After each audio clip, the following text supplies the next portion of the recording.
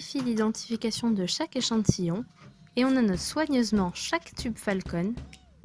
Ainsi, on sait précisément quelle opération on réalise et sur quel échantillon. La contenance est de 30 ml totaux.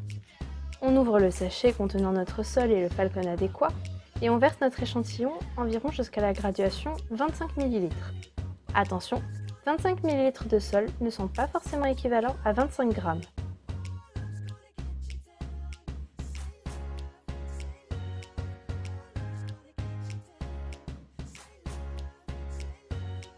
Les sédiments étant composés de sable éolien, les grains sont ronds et difficiles à presser à cause de leur forme très régulière. Pour pallier ce problème, on ajoute du SpectroBlend, une poudre dont la granulométrie est de 44 micromètres et qui lie les grains du sol entre eux grâce à une polymérisation sous haute pression.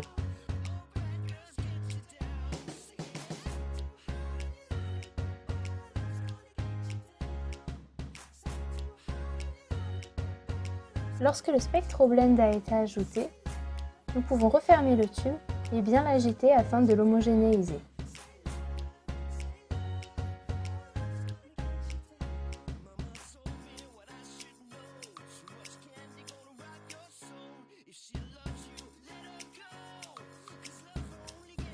On annote 3 capsules en aluminium afin de faire 3 réplicas de mesure de notre échantillon. On verse équitablement l'échantillon de sol dans chacune des 3 pastilles afin de presser chacune d'entre elles.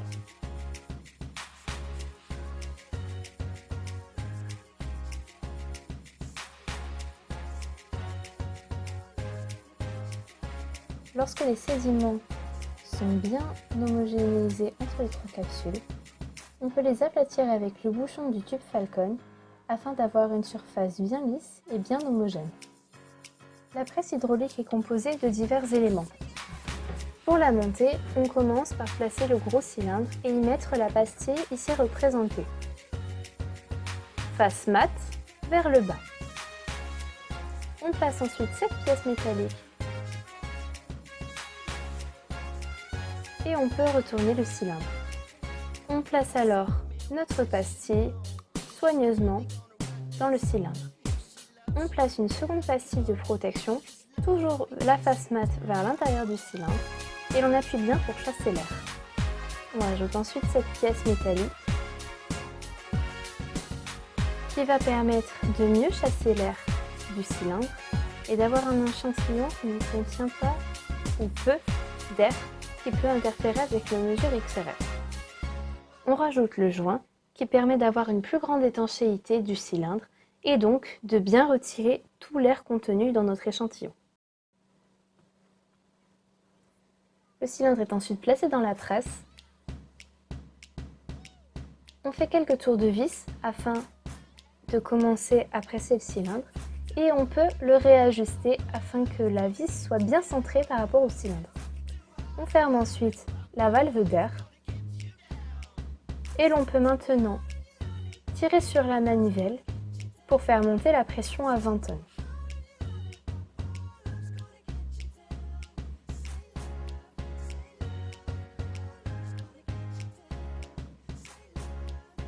Une fois que la pression est à 20 tonnes, on déclenche un chronomètre de 2 minutes.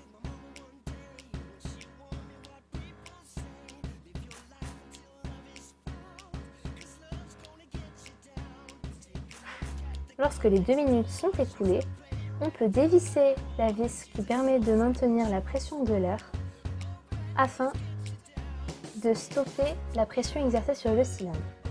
On effectue quelques tours de vis. On peut lever ensuite la vitre de protection, retirer le cylindre et le démonter afin de récupérer notre pastille.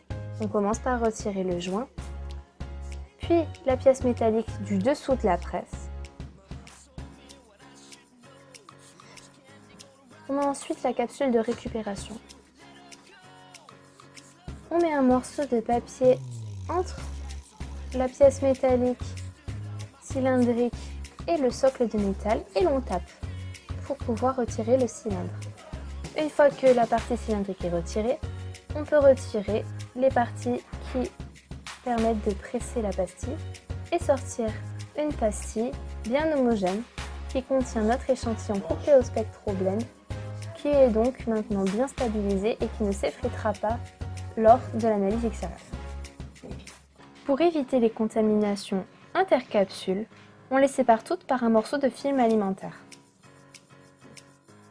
Pour faciliter l'archivage et le stockage des échantillons, on peut faire des lots correspondant à quelques échantillons emballés dans de l'aluminium. Généralement, on les regroupe par 12 à 15 pastilles afin de faciliter l'archivage selon ce qui correspond aux critères du laboratoire.